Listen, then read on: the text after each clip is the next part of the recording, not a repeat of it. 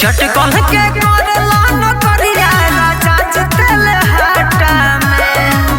कौन सवतिया से फसल बड़कल कहता में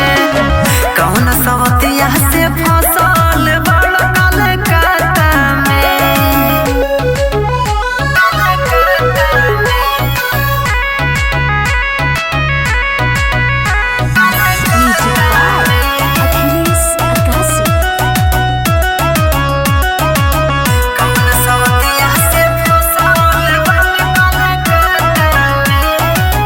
कौन मत मरल बिया राजा बंगलिया हो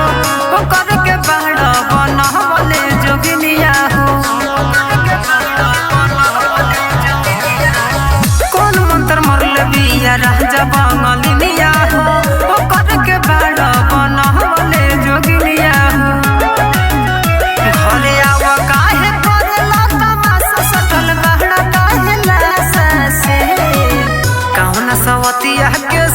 फसल बड़ काले कहता में कौन सवतिया के संगे फसल बड़ काले कहता में खुशबू रिकॉर्डिंग स्टूडियो कहला बिशनपुरा बाजार नीचे कौन सवतिया से फसल बड़ काले कहता में मिक्स बाय इमाम बाबू सैया इमाम सब कमाही तू लुटावेला मेहदी के खातिर नहीं कुछ बचावेला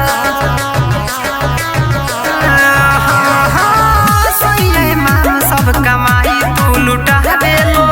मेहदी के खातिर नहीं कुछ बचावेला नया है घरे तो देवर सखी में राजा के बोलाइबे अब टाटा से कौन सवतिया के संग फसल